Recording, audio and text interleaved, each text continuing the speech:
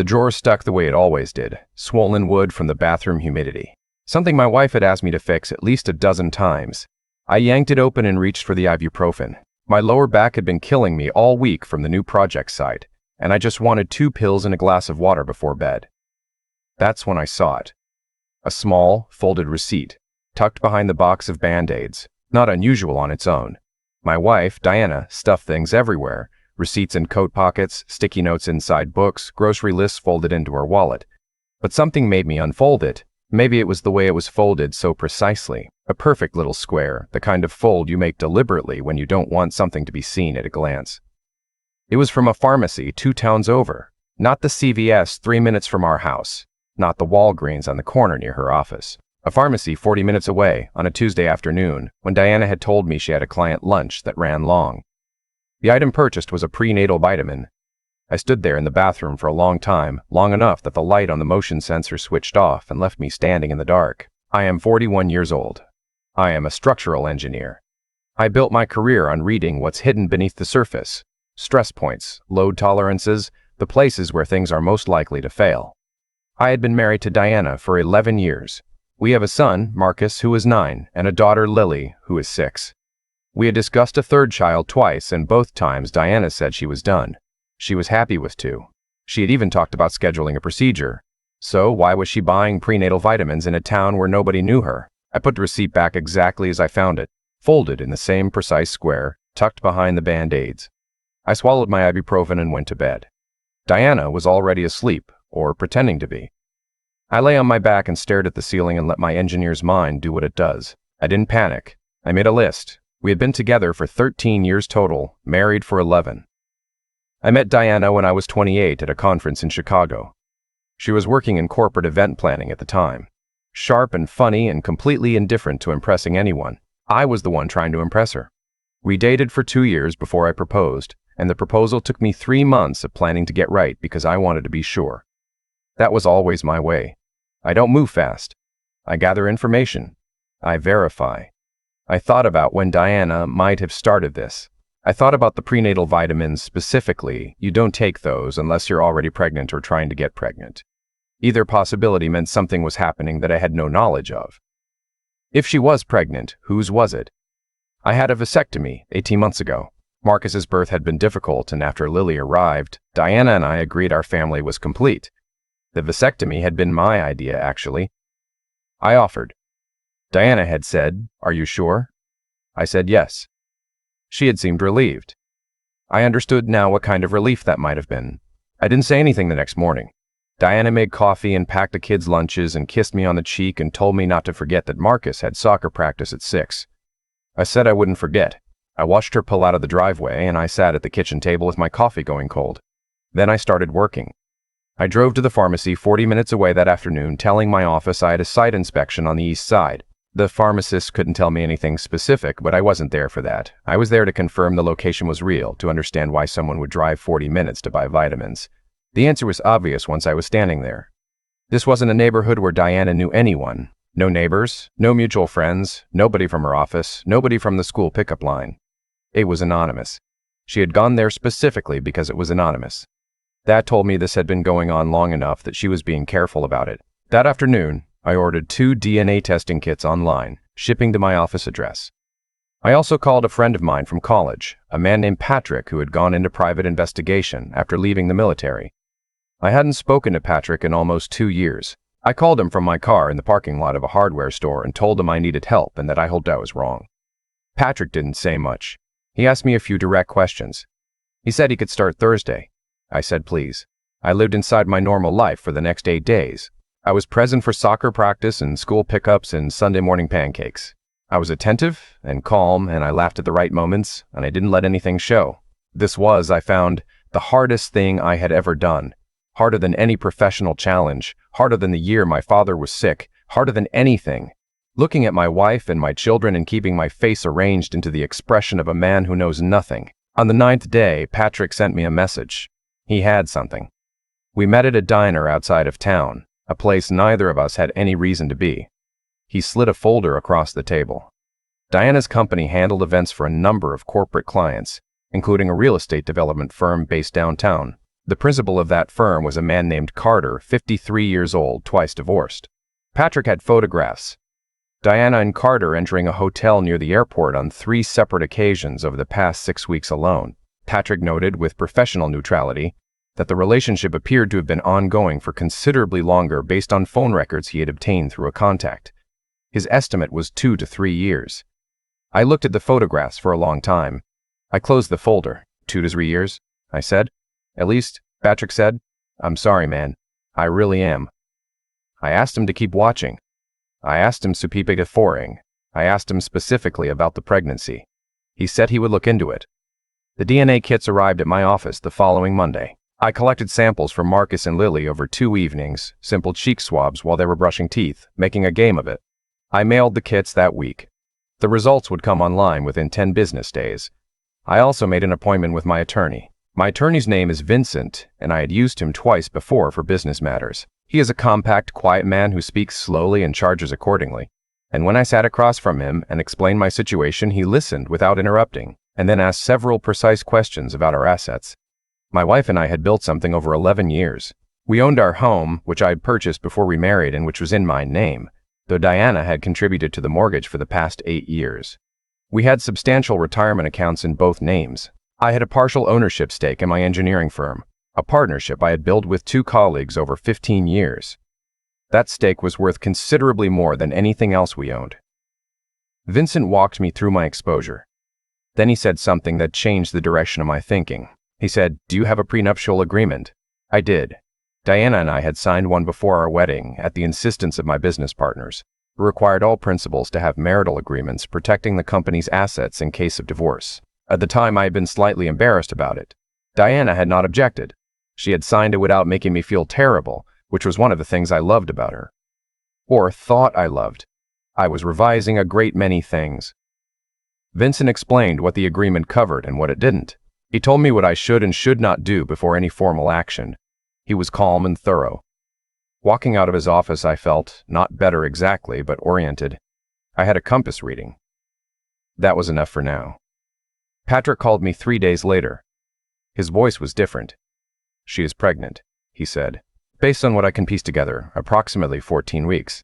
I was at my desk. I put down my pen. 14 weeks meant she had known for at least 6 weeks, probably longer.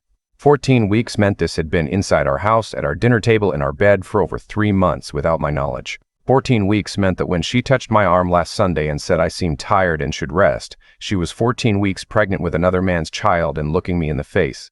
I thanked Patrick. I told him to keep the file open. I hung up. My colleague and co-founder at the firm, a woman named Sandra, knocked on my office door 20 minutes later and found me sitting very still staring at the window. Sandra has known me for 16 years. She is direct and perceptive, and she closed the door behind her without being asked, and sat down across from me and said, "Tell me." I told her. The whole of it, the pharmacy receipt, Patrick's photographs, the pregnancy, 14 weeks. Sandra did not react the way people sometimes react to news like this, with a flood of words meant to fill the silence. She sat with it. Then she said, "What do you need?" I said I wasn't sure yet. The DNA results weren't back. I didn't want to make any move until I had those. She nodded. She said she would clear my calendar for the following week, no questions asked. She said, "Whatever you decide, you don't go through this alone." Do you understand me? I did. And for the first time since the bathroom drawer, I felt something loosen very slightly in my chest. The DNA results came on a Thursday. I was alone in my office. I had the link in my email, and I sat looking at it for 11 minutes before I clicked it. Marcus was not my biological son. Lily was not my biological daughter. They shared the same biological father. I read those lines multiple times the way you reread a sentence when your eyes aren't cooperating, when the words won't arrange themselves into meaning. Then the meaning arrived and I understood it fully, and I sat with it fully, and I did not move for a very long time. The children I had raised, coached through nightmares and first days of school and stomach flus and learning to ride bikes, were not mine. They had never been mine, and Diana had known this. She had known it from the beginning, or close enough to the beginning that the difference didn't matter. She had looked at me across a crib and a birthday cake and a school play and every ordinary morning for 9 years, and she had known. Sandra knocked on my door. She had a habit of checking in when things were quiet for too long. She took one look at my face and came inside and locked the door, and I showed her the results on my screen. She read them. She set the phone down. She looked at me. "Both of them?" she asked. "Both of them," I said. She sat down. After a moment, she reached across the desk and put her hand over mine. We sat there for a while. That was what I needed. Not words, just someone who knew. After some time, she said, "Okay, what do you want to do?" I said I wanted to do this correctly. I said I had not spent 15 years building something careful and solid to let it collapse badly. I said I wanted to protect my children, the children I had raised, whatever the biology said. And I wanted to make sure that whatever happened next was done in a way that I could stand behind. Sandra nodded slowly. "That sounds like you," she said. We spent 2 hours that afternoon working through it together, the same way we had worked through difficult engineering problems over the years. Methodically, without panic, identifying where the load was and where the structure needed reinforcement. Sandra called her own attorney, a woman who specialized in family law, and arranged a meeting for the following morning. The attorney's name was Rebecca. She was in her late 40s, precise and unhurried, and she spent the first 30 minutes asking me questions without offering any direction. Then she laid out my situation clearly. The prenuptial agreement protected the company stake. The house, in my name before the marriage, was defensible. The retirement accounts would be contested. The pregnancy complicated things, but also, legally, worked in my favor in certain respects. It demonstrated the affair was ongoing and would make any claim of good-faith marriage nearly impossible. Then, she raised the question I had been avoiding. "The children," she said. "Do you intend to maintain a parental relationship?" I was quiet for a moment. "They don't know anything," I said. "Marcus is 9, Lily is 6. Whatever their mother has done, they are not responsible for it. I love them. I have loved them for 9 years. That does not disappear because of a piece of paper." Rebecca nodded without judgment. She said that position would actually strengthen my standing in certain respects.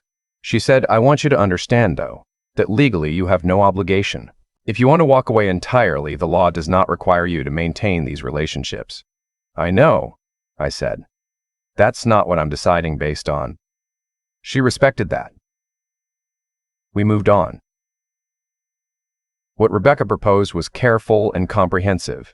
We would file first, which mattered. We would have Diana served at her office.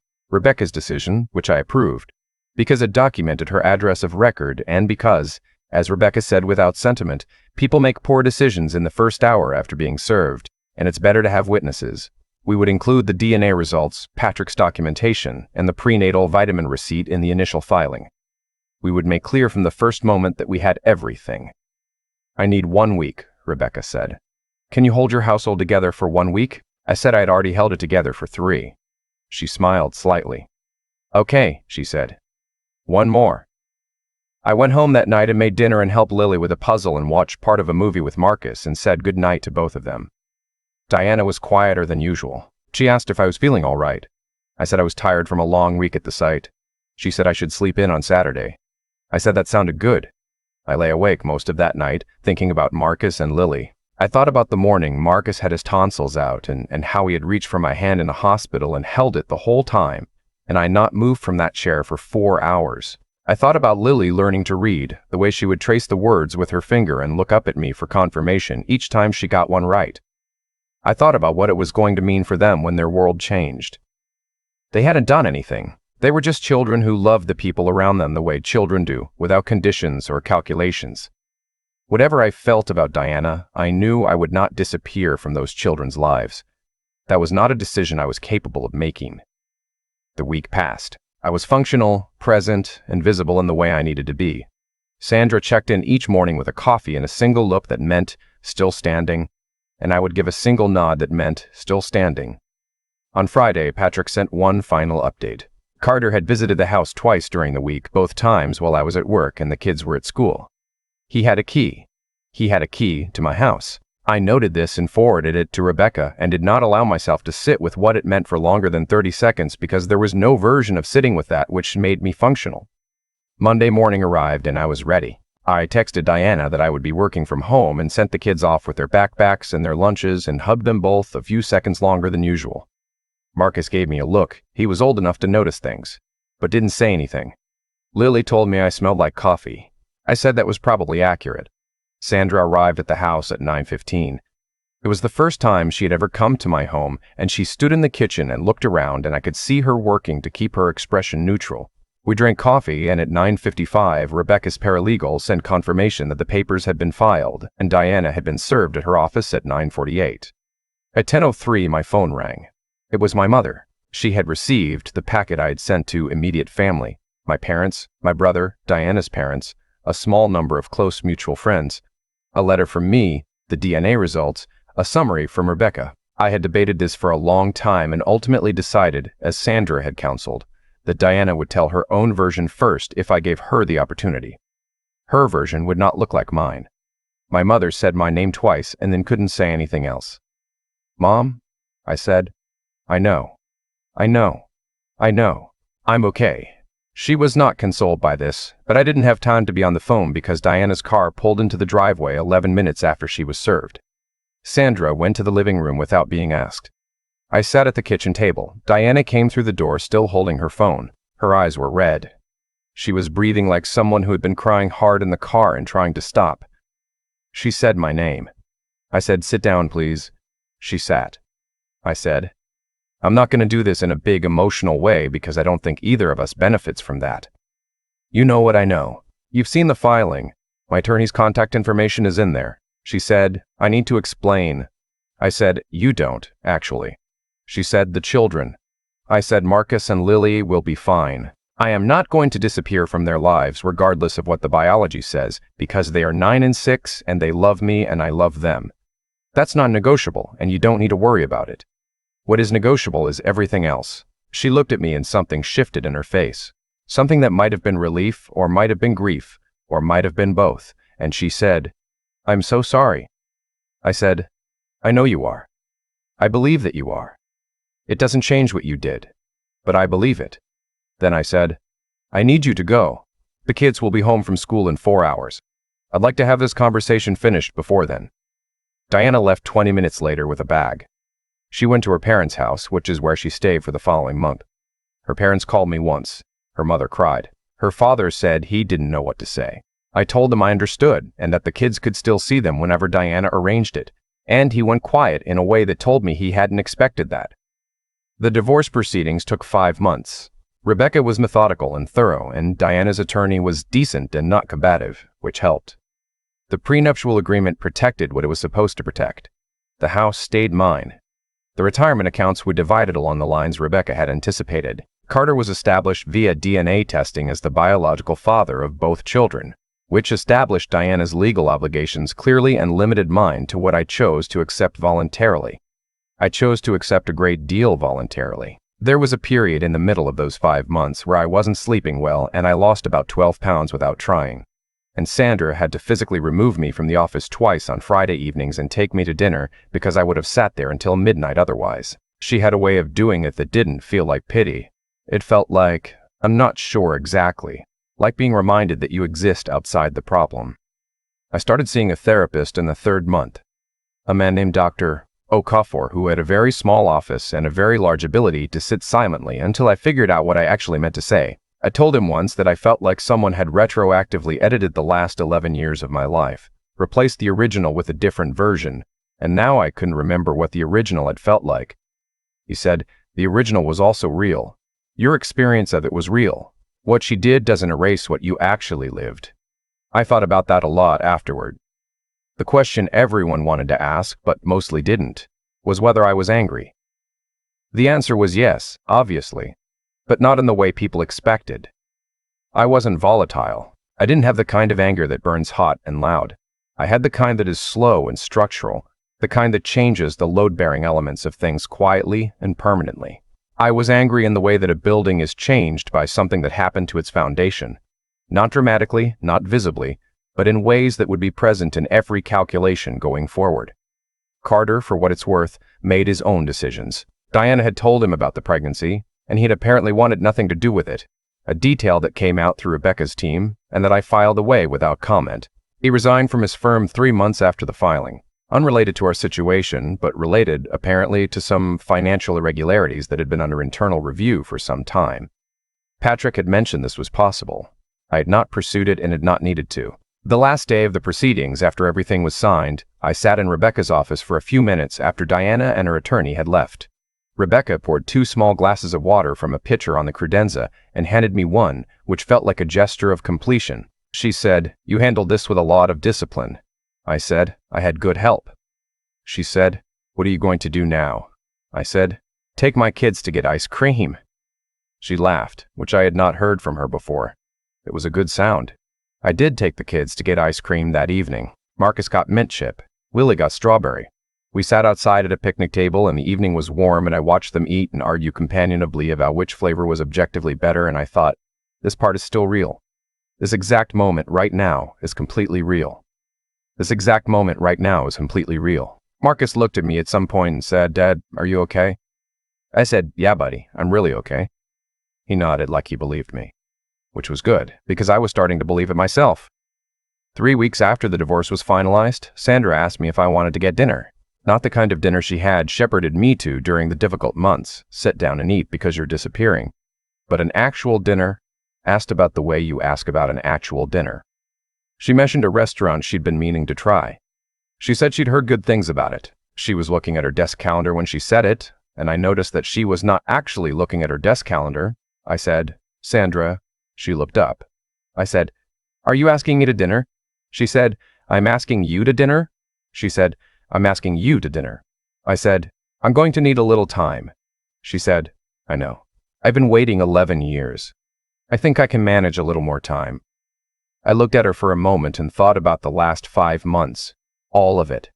And I thought about the word that came to mind when I thought about Sandra, which was constant.